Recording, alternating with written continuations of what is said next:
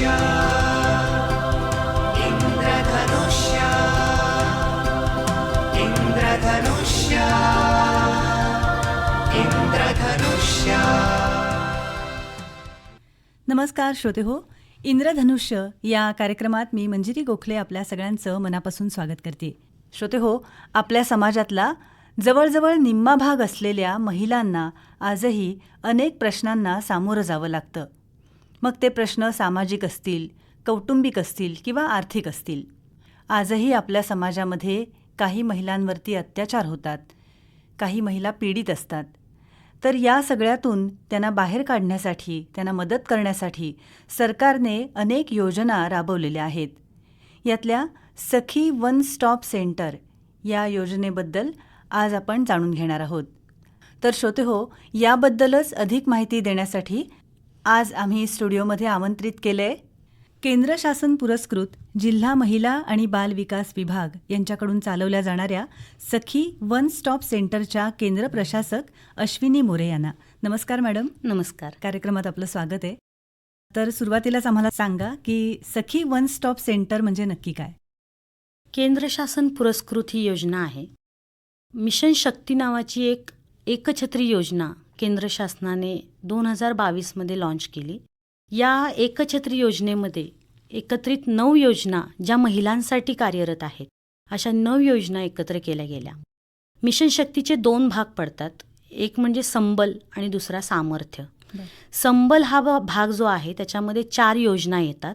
त्याच्यामधलीच एक योजना म्हणजे महत्त्वाची योजना म्हणजे सखी वन स्टॉप सेंटर. पीडित महिलांसाठी या संबलमधल्या सर्व योजना कार्यरत आहेत. दुसरी योजना आपण सांगू शकतो ती म्हणजे महिला हेल्पलाईन. एखादी महिला अडचणीत असेल तर ती 181 या टोल फ्री नंबरवरती कॉल करून आपली समस्या सोडवू शकते. दुसरी आहे नारी अदालत. ग्रामीण भागात की ग्रामपंचायत लेवललाच महिलांचे प्रश्न सोडवले जावेत यासाठी नारी अदालत ही योजना शासनाने आणलेली आहे. चौथी महत्त्वाची योजना किंवा अभियान म्हणा ती आहे बेटी बचाओ बेटी पढाओ. ॲक्च्युली ह्या अभियानाला 10 वर्ष पूर्ण झालेली आहेत आणि हे अभियान मिशन शक्तीच्या अंडर आता संपूर्ण देशात राबवलं जातं. ह्या अभियानाबद्दल मी थोडक्यात सांगू इच्छिते असं की चाइल्ड सेक्स रेशो जो आहे तो सुधारण्यासाठी आणि मुलींचं संरक्षण, शिक्षण आणि सक्षमीकरण हे व्हावं ह्या उद्देश ठेवून हे अभियान सुरू झालं. आणि देशामध्ये 2015मध्ये 100 जिल्हे निवडले गेले आणि त्यामध्ये हे अभियानाची सुरुवात झाली होती. आणि आता हे अभियान मात्र संपूर्ण देशभर राबवलं जात आहे. मुलींचा सेक्स रेशो वाढावा हा उद्देश आहे याच्यामध्ये. सामर्थ्य भाग जो आहे मिशन शक्तीचा त्याच्यामध्ये 5 योजना येतात. त्याच्यातली आहे शक्ती सदन. शक्ती सदन ही जी योजना आहे त्या योजनेमध्ये आपण महिलांचं सक्षमीकरण करणं आणि त्यांना संरक्षण आणि त्यांचं पुनर्वसन व्हावं हा उद्देश ठेवून त्यांना शक्ती सदनची योजनाचा लाभ दिला जातो. त्याचबरोबर आहे सखी निवास. सखी निवास ही योजना आहे काम करणाऱ्या महिलांचं वसतिगृह. ज्या महिला घरापासून दूर राहतात आणि जॉबला आहेत अशा महिलांना या सखी निवासमध्ये ह्या योजनेचा लाभ मिळू शकतो. ह्या सखी निवासमध्येच पाळणा नावाची एक छोटी योजना आहे. म्हणजे ह्या ज्या महिला काम करणाऱ्या त्या वसतिगृहात राहतात त्यांची मुलं त्या पाळणाघरामध्ये ते ठेवू शकतात.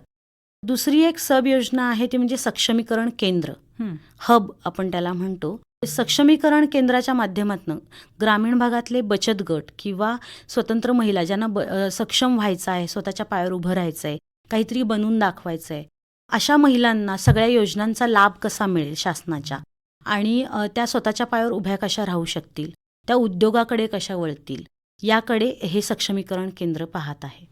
त्याचबरोबर महत्त्वाची अजून एक योजना म्हणजे प्रधानमंत्री मातृवंदना योजना. ही योजना खूप जुनी आहे.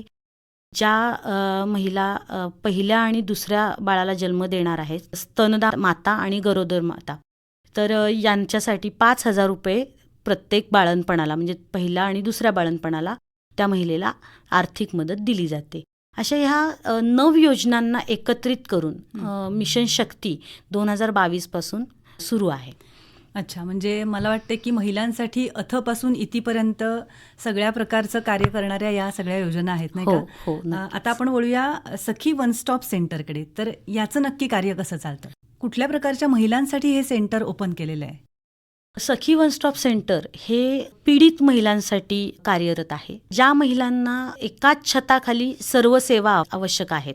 म्हणजे आम्ही एकाच छताखाली तिला आरोग्याची सेवा, त्याचबरोबर विधीची सेवा, म्हणजे पोलीस न्यायालय वगैरे. न्यायालय म्हणजे कायदेविषयक कायदेविषयक मदत माहिती. हवी असेल किंवा तिला समुपदेशनाची गरज असेल, वैद्यकीय सेवेची गरज असेल किंवा 10 दिवसाचा तात्पुरता निवारा, अशा सर्व सेवा तिला एकाच छताखाली दिल्या जातात. आता यामध्ये पर्टिक्युलर फक्त ठराविक महिला येत नाहीत, तर सर्व स्तरातील महिला हं. ज्यांना मदतीची गरज आहे आणि त्याचबरोबर त्यांच्या मुलांना हं. या ठिकाणी मदत मिळते. आत्ताच आपण म्हटलं मदतीची गरज असणाऱ्या स्त्रिया, म्हणजे नक्की कुठल्या कुठल्या प्रकारच्या स्त्रिया ह्याच्यामध्ये येऊ शकतात? यामध्ये कौटुंबिक हिंसाचाराला बळी पडलेल्या महिला जास्त प्रमाणात येतात आमच्याकडे. त्याचबरोबर ॲसिड हल्ला झालेल्या महिला, रेप ला बळी पडलेल्या असतील किंवा पॉक्सोसारख्या बळी पडलेल्या मुली, त्याच्यानंतर सायबर क्राईम ज्यांच्याबद्दल घडलेला आहे, अशा सर्व प्रकारचे ज्या प्रकारे तिला मदतीची गरज आहे, ज्या घटकाची गरज आहे, ती सर्व मदत तिला उपलब्ध करून दिली जाते. अच्छा. जेव्हा एखाद्या महिलेवरती अन्याय होत असतो तेव्हा ती मुळातच प्रचंड घाबरलेली असते. हो. तिला हे कुठे बोलावं हे पटकन कळत नाही.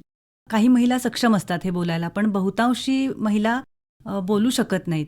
आता आपण जे म्हटलं कौटुंबिक हिंसाचार, हा तर भाग असा आहे की स्वतःच्या कुटुंबामधली जी काही भांडणं असतील किंवा जे काही असेल ते त्या बाहेर आणू इच्छित नसतात. तर मग अशा महिलांसाठी तुमची संस्था कशी कार्य करते? याच्यामध्ये त्या महिलेला आत्मविश्वास देणं, तिचं ऐकून घेणं, हं. हे आम्ही सगळ्यात महत्त्वाचं काम करतो. तिचे प्रश्न समजून घेणं आवश्यक आहे. ती कुठल्या प्रश्नांना सामोरं जातीये, तर ते ऐकल्यानंतर त्यामध्ये आपल्याला काय सोल्युशन काढता येईल, तिला कुठे रेफर करता येईल, हे पाहण्यासाठी आपल्याकडे तज्ज्ञ स्टाफ आहे. हं. जसं समुपदेशक आहेत. समुपदेशक हे आपले पर्टिक्युलर डिग्री घेतलेले, त्याचबरोबर वेगवेगळ्या प्रकारचे ट्रेनिंग्स घेतलेले. त्यामुळे त्या महिलेचे प्रश्न जाणून घेणं सोपं जातं आपल्याला आणि सर्व स्तराच्या महिलांना आपण तिथे मदत करू शकतो. जेव्हा एखादी महिला अत्याचारग्रस्त होते किंवा पीडित होते तेव्हा ती डायरेक्ट पोलिसांकडे जाऊ शकत नाही. काही महिला अशा असतात की पोलिसांकडे कसं जायचं असा त्यांच्यापुढे प्रश्न पडत असेल, तर यासाठी तुम्ही त्यांना कशी मदत करता? मदत करताना आपल्याला आपण समाजातील सर्व सर्व्हिस प्रोव्हायडर जे आहेत, सेवादायी संस्था आहेत, त्यांना त्यांच्याशी कनेक्ट आहोत. त्याचबरोबर ग्रामीण भागात आपण जास्तीत जास्त अवेअरनेस करणं, जनजागृतीचे आपण जवळजवळ 100 ते 150 कार्यक्रम वर्षाला करत असतो. बरं. जेणेकरून महिलांपर्यंत आपल्याला पोचता येतं.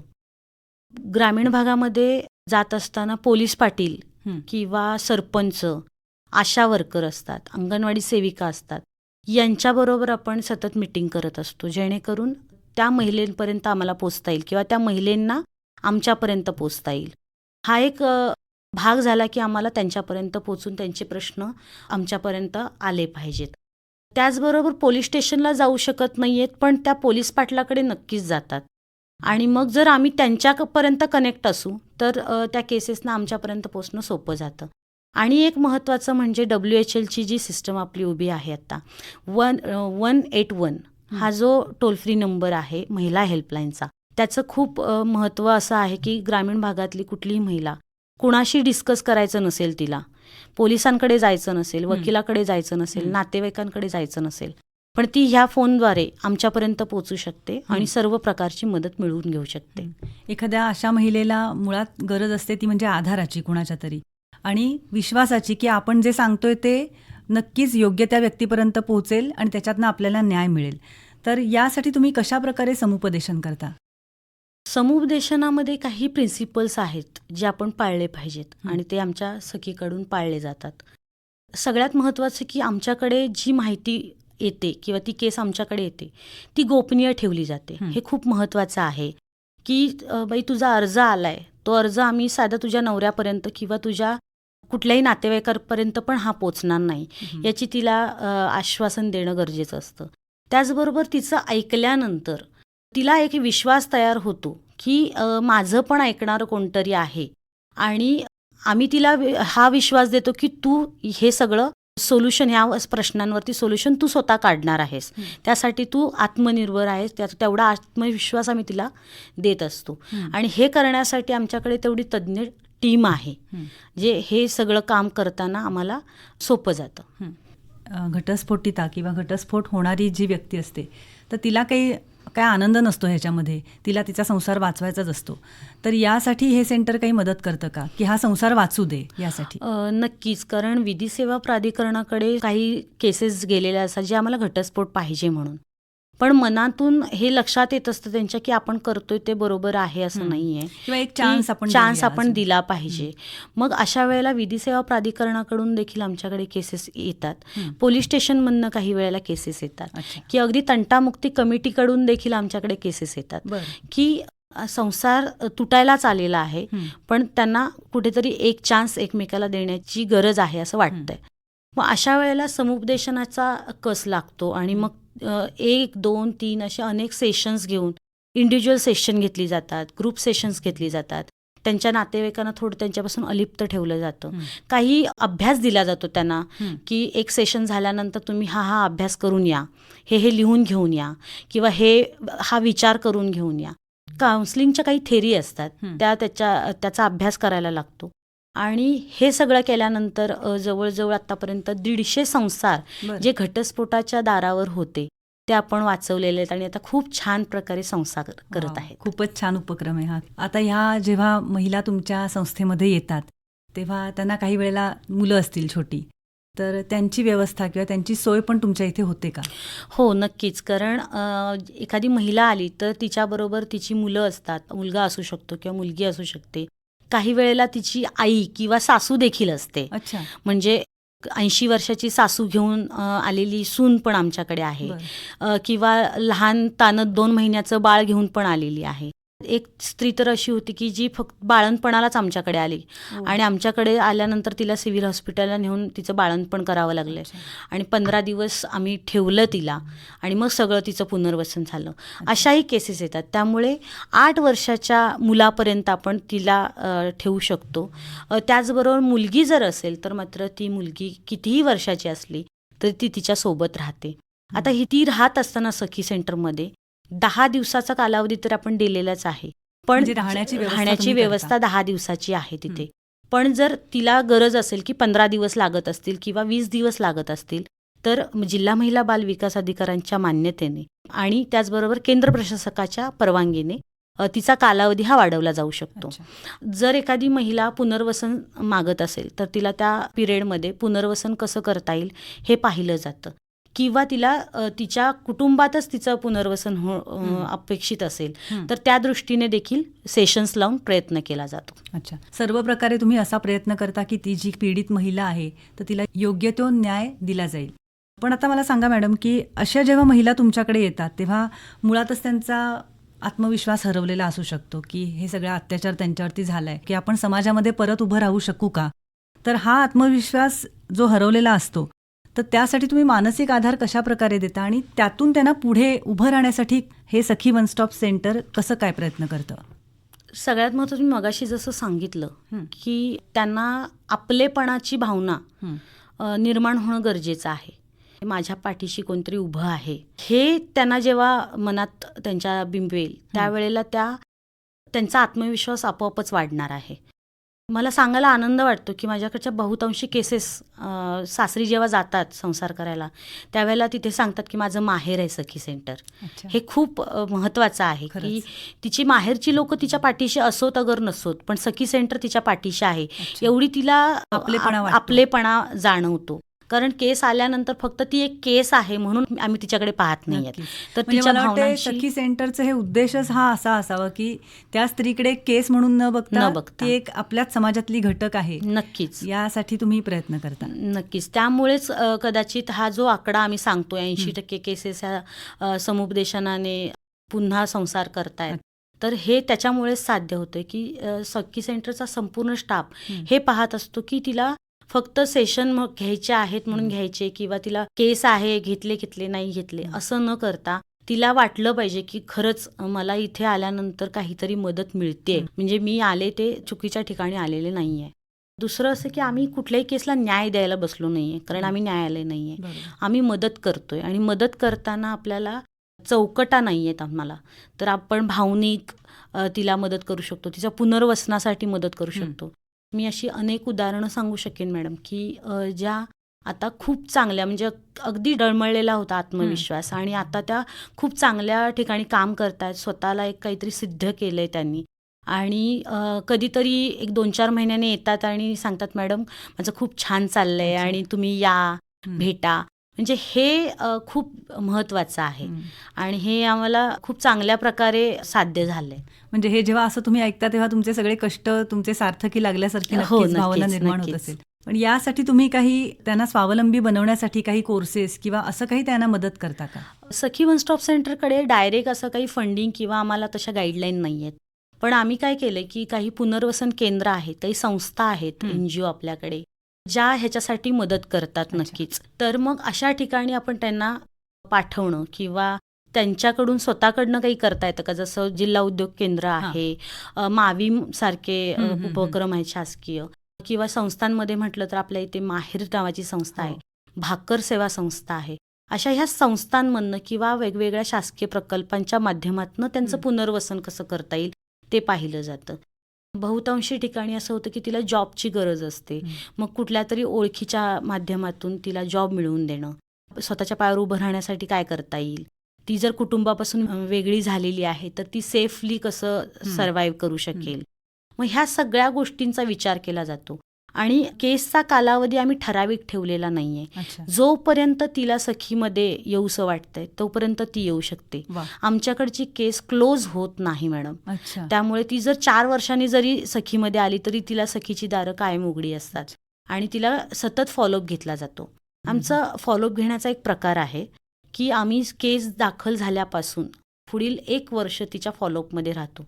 ते शेवटचं सेशन झाल्यानंतर आपण दर 15 दिवसाने 3 महिने फॉलोअप घेतो. त्यानंतर 3 महिने कंप्लीट झाले आणि तिचा फॉलोअप चांगला जर येत असेल तर आपण डायरेक्ट 3 महिन्यानंतरचा फॉलोअप होतो. त्या 3 महिन्याच्या म्हणजे तो 6 महिन्याचा कालावधी क्लिअर होतो जवळजवळ. आणि त्यानंतर मग जर तिला तो फॉलोअप व्यवस्थित आहे आपलं असं वाटलं तर दर 3 महिन्याने असं 1 वर्ष हा कालावधी वाढवला जातो. 1 वर्षानंतर मात्र फॉलोअप थांबतो जर तो व्यवस्थित फॉलोअप आला तर. अशा प्रकारे काम केल्यामुळे केसेसला एक अजून आमच्यावर विश्वास येतो की मॅडम माझ्याबरोबर अजून आहेत. नुसतं सोडून दिलेलं नाहीये, झालं की सोडून दिलं असं नाहीये. या सगळ्या ज्या महिला आहेत तर त्यांना आपल्या संस्थेकडे जर यायचं असेल तर त्यांनी कसं अप्रोच व्हायचं, म्हणजे कुठे त्यांनी येऊन भेटायला पाहिजे, कसं अप्रोच व्हायला पाहिजे? याच्यात सखी वन स्टॉप सेंटरने आतापर्यंत जवळजवळ 1000 ते 1500 5 वर्षात कार्यक्रम केलेले आहेत आणि कार्यक्रमांच्या माध्यमातून जनजागृती आपण करत असतो, लोकांपर्यंत पोचतो, आमचे नंबर लोकांपर्यंत पोचवले जातात. त्याचबरोबर आता हेल्पलाईन जी आहे ती सखी वन स्टॉप सेंटरकडेच आहे. त्यामुळे 181 ही जी महिला हेल्पलाईन आहे त्याच्या माध्यमातून देखील त्या आमच्यापर्यंत पोचतात. आणि त्याचबरोबर मी मगाशी जसं सांगितलं की सर्व्हिस प्रोव्हायडर जे तुमच्या आसपासचे लोक, जुन्या आमच्या काही केसेस असतील त्या रेफर करतात, पोलीस पाटील रेफर करतात, ग्रामपंचायतीचे सदस्य असतात, आशा सेविका, अंगणवाडी सेविका, पोलीस स्वतः, वकील असतील, यांचा खूप मोठा रोल आहे की त्यांना केसेसला आपल्यापर्यंत पोचवणं. कारण आपण जर चांगली सेवा पुरवतोय तर नक्कीच ते आपल्यापर्यंत अप्रोच होतात. आणि ही सेवा 24/7 दुपारी असू दे किंवा रात्री 2 वाजता जरी ती केस आली तरी तिला ते सोल्युशन मिळणार आहे. आमचं सेंटर कायम उघडं असतं. ही सेवा तात्पुरती नाही आहे, तर तिला ही कायम मिळत राहणार आहे. त्यामुळे नक्कीच केसेस म्हणा किंवा महिला आमच्यापर्यंत पोचतात. सखी वन स्टॉप सेंटर हे जिल्ह्यासाठी एकच आहे रत्नागिरीमध्ये. रत्नागिरीमध्ये जेल रोडला कुलकर्णी कंपाऊंड आहे, त्या ठिकाणी सखी वन स्टॉप सेंटरचं ऑफिस आहे. जर या ठिकाणी आपण पोचू शकत नसाल तर 181 ह्याच्यावरती कॉल केल्यानंतर देखील आपण आमच्यापर्यंत पोचू शकता. सखी वन स्टॉप सेंटर याचा मोबाईल नंबर जो आहे तो असा आहे 8793887559. मी पुन्हा एकदा सांगते 8793887559. हा सखी वन स्टॉप सेंटरचा मोबाईल नंबर आहे. याच्यावर देखील आपण कॉल करून आमच्यापर्यंत पोचू शकता. आता आपण ही सगळी चर्चा केली की पीडित महिलांना मदत करण्यासाठी ही आपली संस्था आहे. तर मॅडम, समाजामध्ये आजही अशा काही महिला असतील की ज्या हा कार्यक्रम ऐकत असतील, तर त्यांच्यासाठी तुम्ही काय संदेश द्याल? महिलांनी आपल्यावर होणारा अन्याय याला अन्याय समजावा. आपण मदत घेणं गरजेचं आहे कोणाची तरी. बऱ्याचदा असं होतं की ती सहन करत जाते, कारण महिला म्हणतात की पावसाने झोडपावं आणि पतीने मारावं, कुणाला सांगायचं. मग त्याच्यापेक्षा आपण ह्याच्यावर आवाज उठवणं गरजेचं आहे. ॲटलिस्ट तुम्ही बोला, फोन करा, फोन उचला आणि सांगा की मला हा त्रास होतोय. खूप गरजेचं आहे. स्वतःहून पुढे आला नाहीत तर आपल्याला कोणीही मदत करू शकणार नाही. नक्कीच. आणि पुढे आलात तर सखी वन स्टॉप सेंटर हे अतिशय योग्य ठिकाणी तुम्ही जाल आणि तुम्हाला नक्कीच मदत मिळेल, नाही का? मार्गदर्शन मिळेल. संसार जोडण्यासाठीच आम्ही आहोत. कारण बऱ्याचदा असं एक समज असतो की अशा ठिकाणी गेलात तर नक्की संसार तुटणार आहे तुमचा. मग आम्हाला अशी पायरी का चढायला लावली? म्हणजे बहुतांशी वेळा असं होतं की कुटुंबातल्या इतर लोकांचं म्हणणं असतं की आम्हाला पोलीस स्टेशनची पायरी चढायला लावली, आम्हाला पुढचं पाऊल उचलायला लावलं, हे चुकीचं आहे. तर तसं न होता आम्ही त्यांना समजावून सांगत असतो की तसं नाही आहे, तर आपल्याला संसार वाचवण्यासाठीच हा एक प्लॅटफॉर्म आहे आणि त्याच्या माध्यमातून सर्व महिलांनी पुढे येणं गरजेचं आहे. नुसतंच कुटुंब वाचवण्यासाठी नाही, तर स्वतःला वाचवणं पण जास्त गरजेचं आहे. तर त्यामुळे कुटुंब तर वाचेलच, पण तुम्ही स्वतःला वाचवा आणि तिच्यात आत्मविश्वास येणं खूप गरजेचं आहे आणि त्याच्यासाठी सखी वन स्टॉप सेंटर काम करते. तर तुम्ही नक्कीच यासाठी अप्रोच होणं गरजेचं आहे. नक्कीच. आपल्या या सगळ्या मुलाखतीतून अशा ज्या काही महिला जर ही मुलाखत ऐकत असतील तर त्यांच्या मनात नक्कीच एक प्रकारची आशा निर्माण झाली असेल किंवा एक आत्मविश्वास आला असेल की आपलं सुद्धा कोणीतरी ऐकणारं आहे आणि आपण सुद्धा आपल्या मनातले जे काही दुःख आहे किंवा आपल्या मनामध्ये जे काही शंका आहेत त्याचं निरसन सखी वन स्टॉप सेंटरमध्ये जाऊन करून घेऊ शकतो.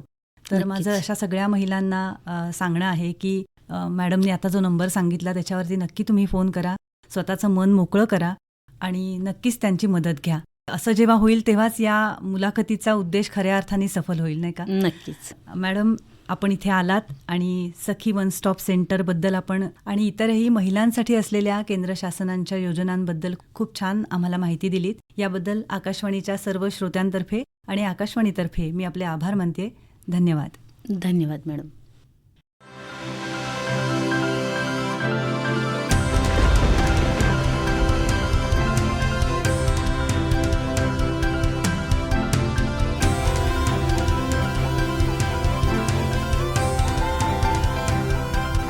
इंद्रधनुष्य इंद्रधनुष्य इंद्रधनुष्य इंद्रधनुष्य